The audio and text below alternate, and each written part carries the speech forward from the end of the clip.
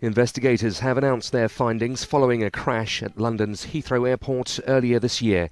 The Air Accidents Investigation Branch found that a British Airways jet probably crashed because of ice restricting the flow of fuel to the engines. They've recommended that airlines introduce interim measures for all Boeing 777s to reduce the risk of this happening again.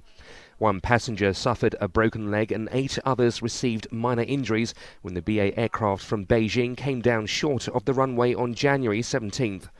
The flight, carrying 136 passengers and 16 crew, is believed to have lost power less than a minute before touching down after analysis of the plane's onboard data recorders. The crew were unable to get the required thrust from the engines as the jet approached Heathrow and it landed on the grass just inside the airport's boundary fence. 41-year-old co-pilot John Coward took control of the landing at a height of around 700 feet as the aircraft began to lose power.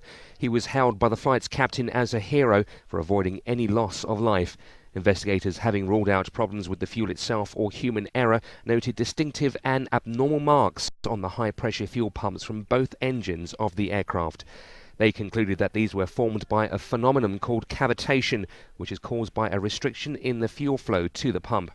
Aircraft are designed to cope with significant amounts of ice crystals which form in fuel at high altitude, but tests on a similar engine showed that restricting fuel flow caused a similar effect to that recorded in the accident.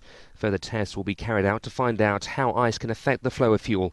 Meanwhile, both America's and Europe's aviation authorities have been instructed to reassess their safety measures.